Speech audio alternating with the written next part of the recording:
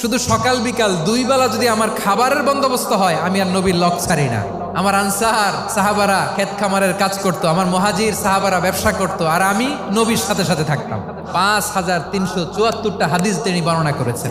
সবচেয়ে বেশি হাদিস বর্ণনাকারী সাহাবী আবু হুরায়রা রাদিয়াল্লাহু তাআলা আনহু। বিড়ালের বাবা কি করতেন? খালি হাদিস মুখস্থ করতেন। হাদিস প্রিজার্ভেশনের কাজে বিশ্বনবী ওনাকে কাজে লাগিয়েছেন। উনি একদিন বলেন, ইয়া রাসূলুল্লাহ আসমাউ মিনকা কাসীরান ফালা আহফাজু। নবী, অনেক কথা শুনি, আমার মনে থাকে না। বিশ্বনবী বললেন, তাই তোমার চাদরটা বিছাও। আবু হুরায়রা বিছালেন। বিশ্বনবী হাত বুলায় দিলেন। এরপরে অনেক হাদিস বর্ণনা করলেন। আবু হুরায়রা বলে, তারপর থেকে বিশ্বনবী যাই বর্ণনা করে আমি শুনি আর একটাও বলি না। এখন সুবহানাল্লাহ। বিশ্বনবী ওনাকে নবীর এই যে লক্ষ হাদিস প্রিজার্ভেশনের এই দায়িত্ব দিয়েছেন সাইয়েদনা আবু হুরায়রা রাদিয়াল্লাহু তাআলা আনহুকে। আপনারা কি খেয়াল করেছেন কত বড় চৌকস ট্যালেন্ট হান্টার ছিল আমার নবী? এক একজনের এক এক ট্যালেন্ট, এক একজনকে এক এক দায়িত্ব দিয়েছেন, এক একজনের প্রতিভাকে এক এক ভাবে বিকশিত হওয়ার সুযোগ দিয়েছেন। আওয়াজ করে বলেন ঠিক কি না?